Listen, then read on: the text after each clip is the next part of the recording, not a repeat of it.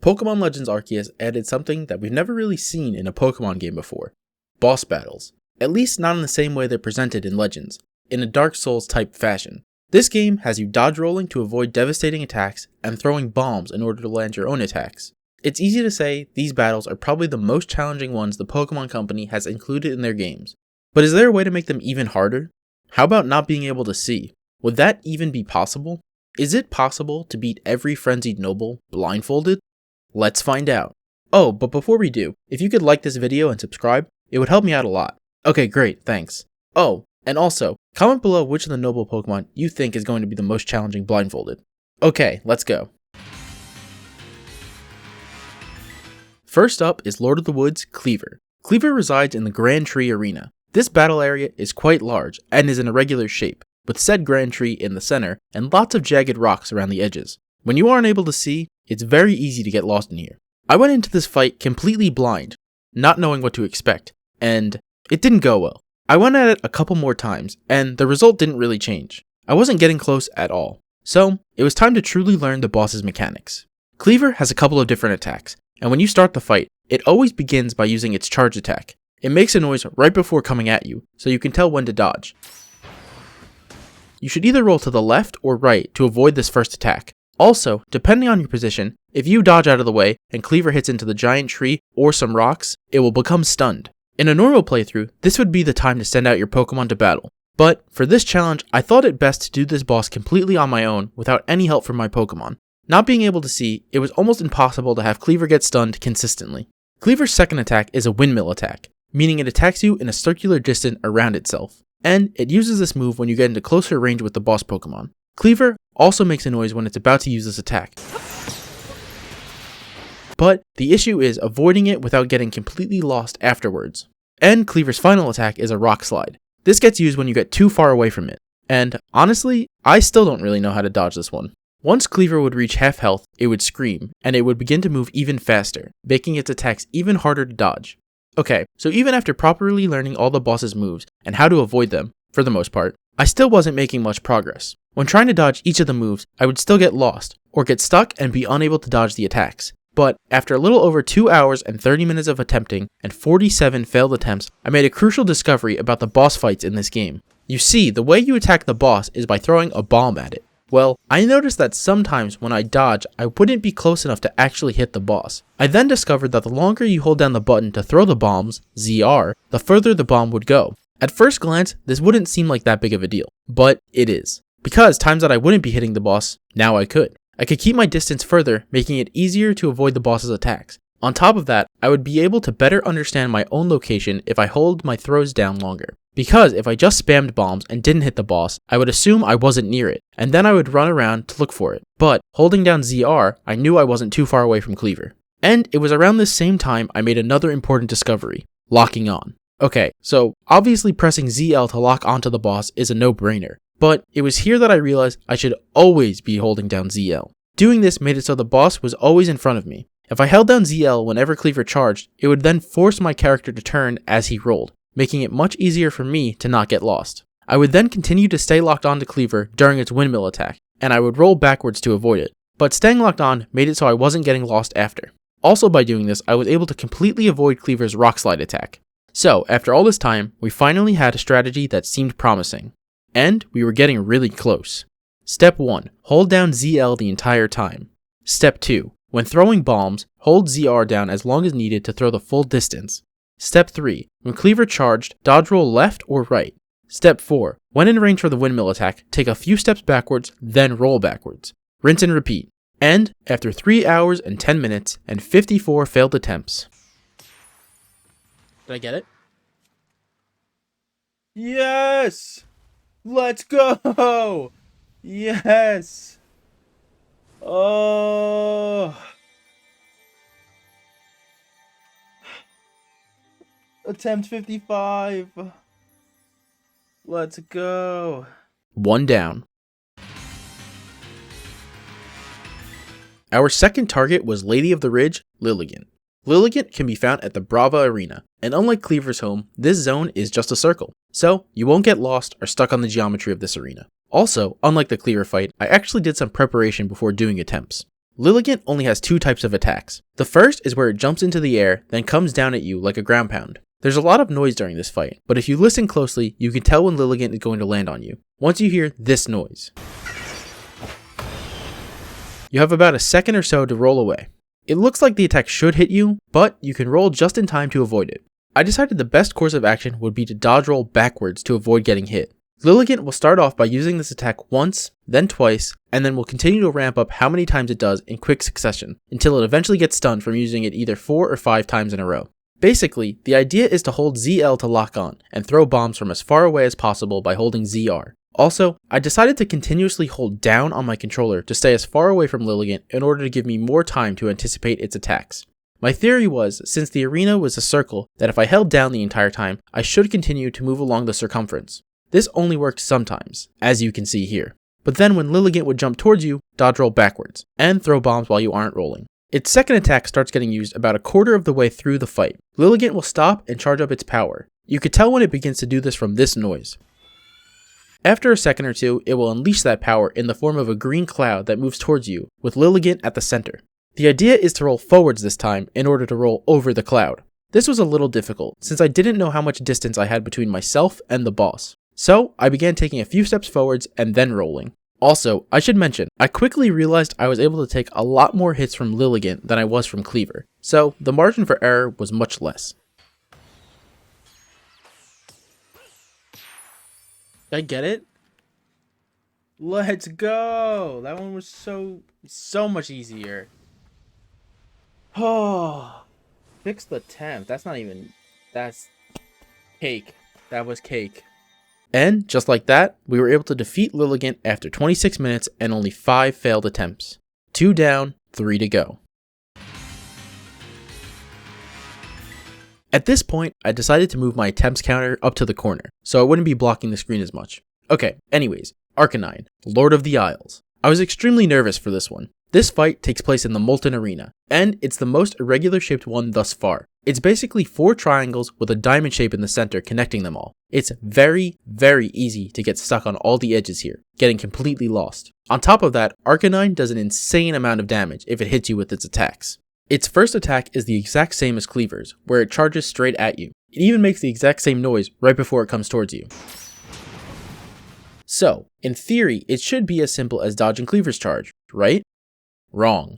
If your positioning isn't perfect, you'll end up rolling into all those edges I was talking about. And when you do that, you're basically done for. Also, depending on where you're standing after avoiding one charge will determine which way Arcanine is going to charge next. Meaning, if you start from the beginning, Arcanine will always begin by charging towards you. So, roll left or right to avoid it. But, if you end up getting too far behind Arcanine, instead of charging straight across the arena, like this, it will instead turn towards you and charge at an angle. If this happens, Arcanine will then continue to charge at you from different angles, which makes it extremely difficult to know where you are or where the boss is, and makes it really hard to dodge. After charging at you a couple of times, Arcanine will use its second attack. 5 fireballs will appear over its head. Each time you hit Arcanine with a bomb, a fireball will disappear. Hitting Arcanine 5 times destroys all of its fireballs. When this happens, Arcanine will become stunned. If you aren't able to destroy all the fireballs, Arcanine will hit you with a fire tornado attack, which does an enormous amount of damage, and it's impossible to dodge. So basically, it's really important to not get hit by this attack. The issue is, when Arcanine starts using this move, it jumps to the other side of the arena, meaning you need to blindly chase after it and then hit it with your bombs. If Arcanine does this attack while you're stuck on an edge, when you attempt to chase it, you're not going to be able to hit it. The only way to make sure you hit Arcanine is to make sure you stay off the edges. So, you need to try and stay centered the entire time. Good luck with that. If you're able to successfully avoid the fire tornado, once Arcanine is no longer stunned, it will use its final attack, where it jumps and ground pounds into the middle of the arena. In order to avoid it, we need to move a couple of steps backwards, and then roll backwards. But if you move too far backwards before it jumps, it will not use this attack, and instead will just charge at you. This isn't the biggest deal, but I felt more comfortable avoiding the ground pound than the charge, so I opted to stay in the center of the arena until I heard Arcanine leap into the air. So, now we know all its moves, but how do we beat the boss blindfolded? Well, after 58 minutes and 18 failed attempts, we came up with a strategy. We would start the fight and immediately lock onto Arcanine. Once locked on, we would take a few steps backwards while throwing a couple of bombs. Then, we would stop locking on and listen for its charge attack. When it was about to charge, we would roll to the right, avoiding it. We would then immediately lock back onto Arcanine and throw a couple more bombs. Following these steps would usually put us in the proper position so Arcanine would charge back across the arena instead of at some different, unpredictable angle. From this position, its charge back across the arena wouldn't hit us, but we needed to fix our position. So, we would roll to the left when it charged. Since we were locked on, our character would turn as he rolled. This put us about where we needed to be, back in the center of the triangle. But, just to be safe, I moved slightly left and slightly forwards for a better position.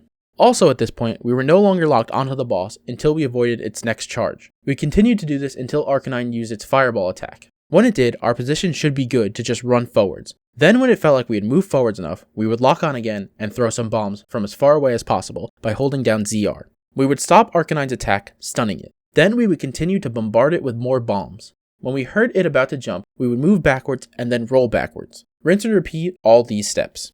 Explaining this to you and showing you how it's done is one thing, but actually doing it without being able to see is a whole different story. If you mess up a single dodge roll or don't destroy all the fireballs during this entire sequence of events, you're as good as dead.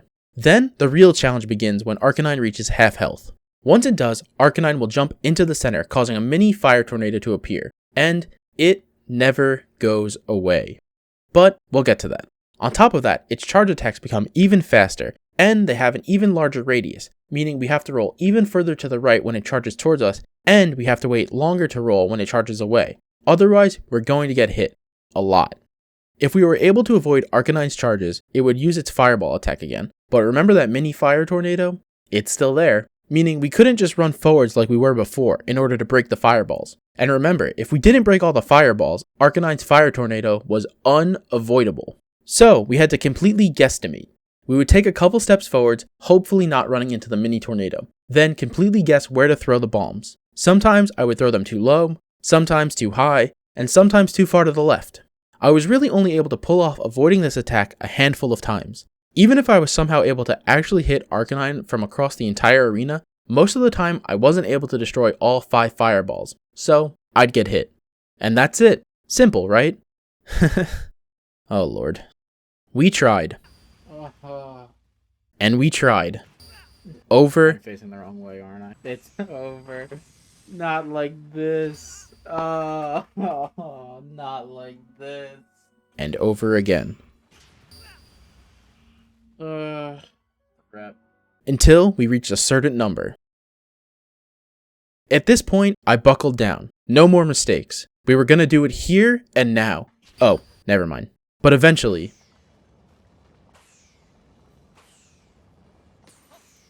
Found it? Yes! Yes! Yes! Oh my god! Oh! I can't believe it! Oh my god, I can't believe it! Oh.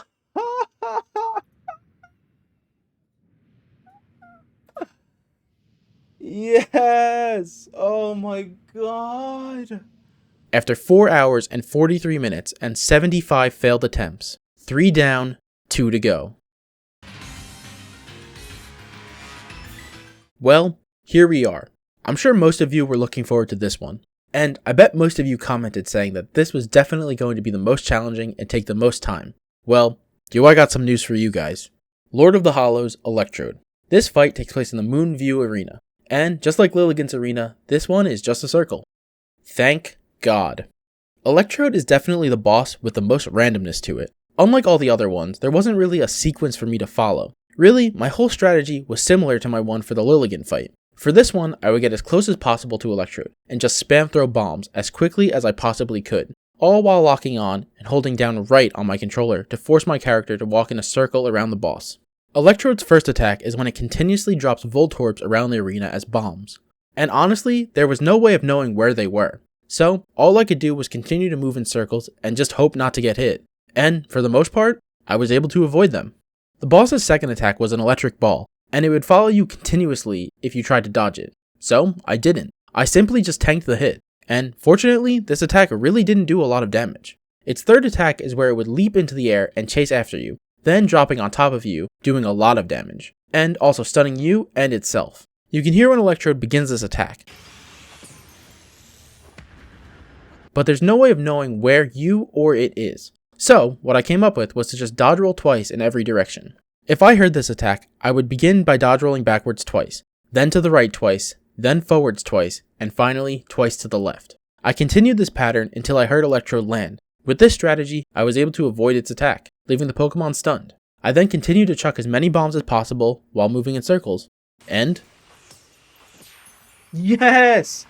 Oh my god, yes! Let's go! That was the quickest one! No way! I can't believe it. That was so fast. I can't believe I beat it in 16, 17 minutes. Wow. Wow.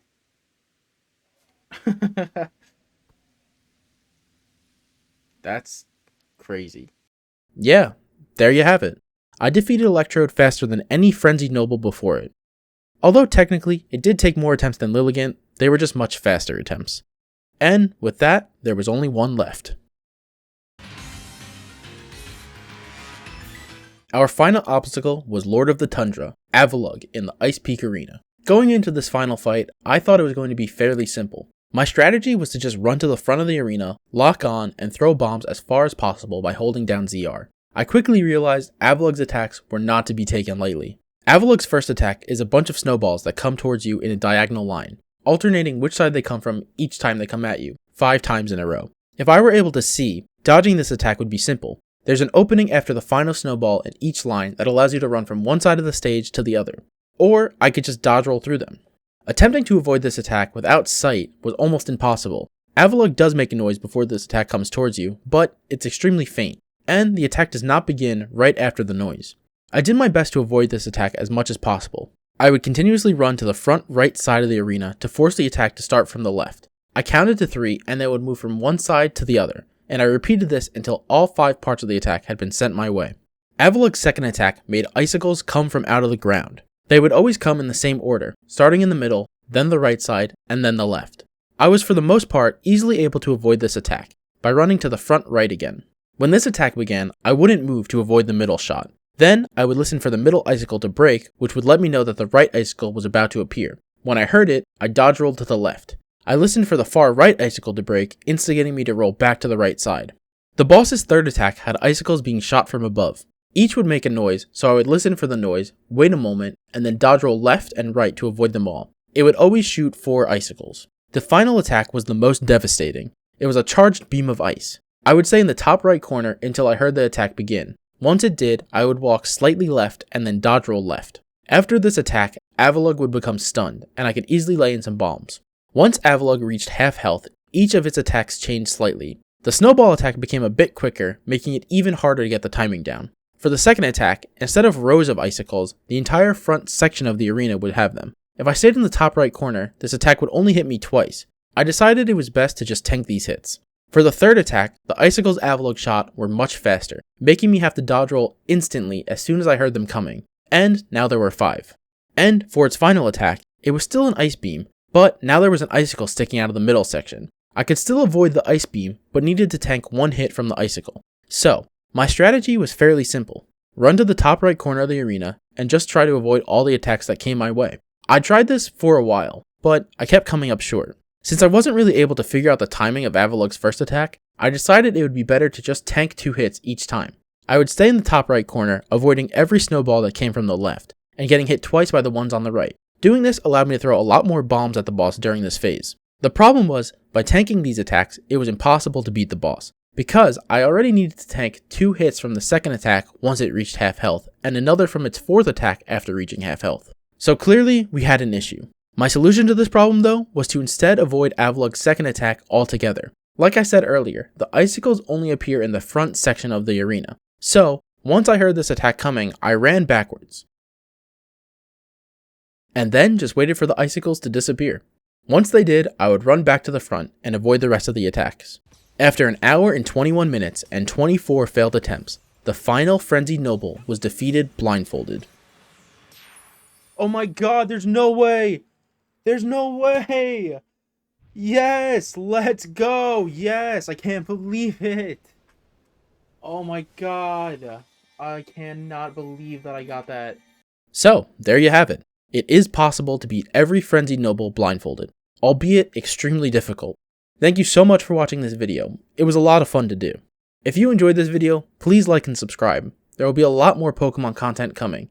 And head over to my Twitch channel and follow if you want to watch me do challenges like this live, especially because there might be a few things I left out here.